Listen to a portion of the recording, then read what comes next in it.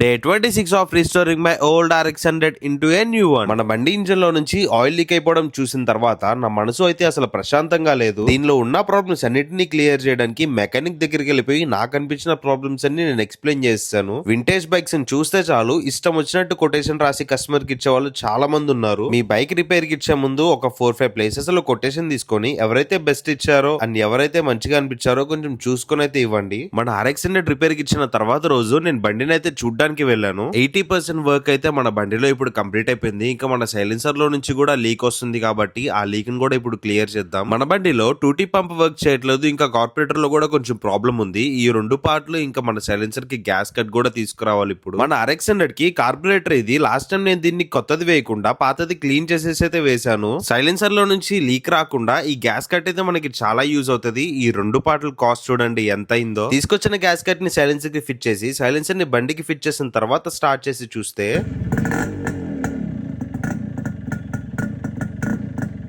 Engine లో నుంచి వచ్చే 99% సౌండ్ అంతా క్లియర్ అయిపోయింది. ముందు బేరింగ్ సౌండ్ వచ్చేది. ఆ బేరింగ్ సౌండ్ తోనే నేను విజయవాడ అంతా తిరిగేశాను. ఈ షాప్ అడ్రస్ చెప్పమని నన్ను చాలా మంది అడుగుతున్నారు. మీ అందరికీ తెలుసు నాకు వర్క్ నచ్చితేనే నేను వాళ్ళ డీటెయిల్స్ ఇస్తానని చెప్పి. ఈ అంకుల్ షాప్ డీటెయిల్స్ వచ్చేసి ఏలూరు రోడ్ లో రామ్ మందిర్ ఆపోజిట్ సందులో ఉంటది. ఇంకా ఈ బ్యానర్ మీద ఉన్న ఫోన్ నెంబర్ కి కాల్ చేసి అంకుల్ తో డైరెక్ట్ గా మాట్లాడేసి షాప్ కి అయితే విజిట్ చేసేయచ్చు.